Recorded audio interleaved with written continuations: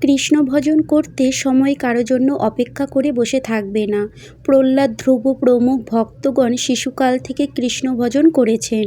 যারা অতীব গণ্ডমূর্খ তারাই চিন্তা করে যখন রক্তের তেজ শুকিয়ে যাবে, মাথার চুলগুলো পেকে ঝরতে থাকবে, চোখে ছানি পড়তে থাকবে, মলমূত্র, কফ, পিত্ত বায়ুতে শরীরের নাড়িভুড়ি বোঝাই হয়ে যাবে এবং রোগ ব্যাধিতে ভুগতে ভুগতে পক্ষাঘাতগ্রস্ত হয়ে বিছানায় মলমূত্র ত্যাগ করতে হবে, তখনই খুব করে নেচে গিয়ে হরিভজনের প্রয়াস নেওয়া যাবে।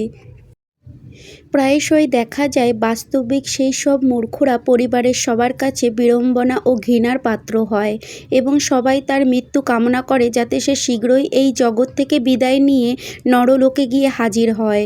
মূর্খেরা সত্যিই হরিভজনের সময় পায় না। এই সম্বন্ধে শ্রীপাদ শঙ্করাচার্য বলেছিলেন, শিশুরা খেলায় মগ্ন, যুবকেরা যুবতীদের সাথে তথাকথিত প্রেমালাপে মগ্ন এবং বৃদ্ধরা ব্যর্থ জীবন সংগ্রামে নিজেদের অবস্থা একটু গুছিয়ে নেওয়ার চিন্তায় মগ্ন। কিন্তু হায়, জীবনের যথার্থ উদ্দেশ্য সম্বন্ধে জানতে, পরম তত্ত্বজ্ঞান বা ব্রহ্মজ্ঞান সম্বন্ধে অনুসন্ধান করতে কেউই প্রস্তুত নয়। শ্রীমদ্ ভাগবতে উল্লেখ রয়েছে, মানুষের আয়ু বড়জোর 100 বছর, কিন্তু যে ব্যক্তি অজিতেন্দ্রিয় তার সেই 100 বছরের অর্ধেক সময়ে অনর্থক অতিবাহিত হয়, কারণ অজ্ঞানের অন্ধকারে আচ্ছন্ন হয়ে রাত্রিবেলায় সে 12 ঘণ্টা ঘুমিয়ে থাকে। অতএব এই প্রকার ব্যক্তির আয়ুষ্কাল 50 বছর। শ্রীমদ্ ভাগবতে তারপর বাকি আয়ুষ্কালের মধ্যে হিসাব করলে দেখা যায়, বাল্যকালে মোহগ্রস্ত অবস্থায় 10 বছর অতিবাহিত হয়, তেমনই কৈশোরে খেলাধুলায় মগ্ন থেকে আরও 10 বছর অতিবাহিত হয়। এইভাবে 20 বছর বিফলে যায়। তেমনই বৃদ্ধ বয়সে জরাগ্রস্ত হয়ে জড়জাগতিক কাজকর্মে অক্ষম হওয়ার ফলে আরও 20 বছর বৃথা অতিবাহিত হয়। জীবনের বাদবাকি বছরগুলিও কিভাবে বৃথা যায় সেই সম্বন্ধে বলা হয়েছে, অসংযত মন ও দুর্বার ইন্দ্রিয় নিয়ে সে তার অতৃপ্ত কামনা এবং প্রবল মোহের ফলে পারিবারিক জীবনের প্রতি অত্যন্ত আসক্ত হয়ে পড়ে।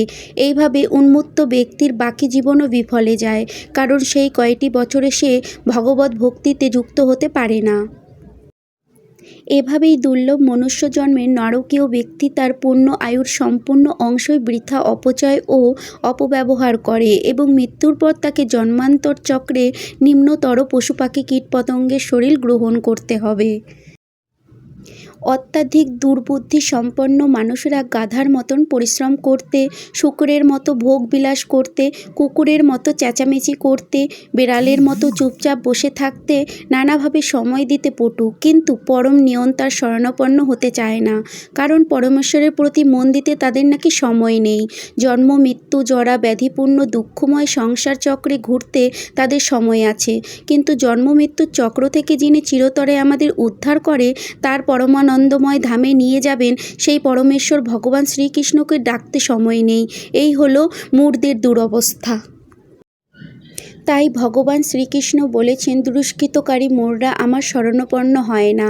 মূঢ় ব্যক্তিরা আমাকে অবজ্ঞা বা অবহেলা করে, বুদ্ধিমান ব্যক্তিরাই আমার ভজনা করে, সুমেধা সম্পন্ন ব্যক্তিরাই ভজনরত হন। শ্রীমদ্ ভাগবতে নির্দেশিত হয়েছে, প্রজ্ঞাবান ব্যক্তিগণ বাল্যকাল থেকেই হরিভজন করবেন। বৃদ্ধ বয়সে হরিভজন হয় না। বার্ধক্যে এখন পঞ্চরোগে হত কেমনে ভজিব বলো, ভক্তি বিনোদন। তাছাড়া সবচেয়ে নিষ্ঠুর সত্য কথাটি হলো, যে কোনো মুহূর্তেই আমাদের মৃত্যু ঘটবে। অতএব সাধন ভজনের সুযোগ কেউ আমাদের দেবে না। নিজেদেরই সর্বপ্রযত্নে কৃষ্ণভক্তিতে যুক্ত থাকতে হবে। বৃদ্ধ বয়স পর্যন্ত অপেক্ষা করতে নেই। ভক্ত বরং ভগবানের কাছে প্রার্থনা করেন এভাবেই, হে কৃষ্ণ, আজই আমার মনের রাজহংস তোমার পদে আবদ্ধ হয়ে থাকুক। প্রাণ প্রয়াণকালে আমার কণ্ঠ কফ, বাত ও পিত্ত দ্বারা আবদ্ধ হবে, সুতরাং তখন আর ভজন কিভাবে সম্ভব হবে। সকলে গোবিন্দের কৃপায় ভালো থাকবেন। হরে কৃষ্ণ।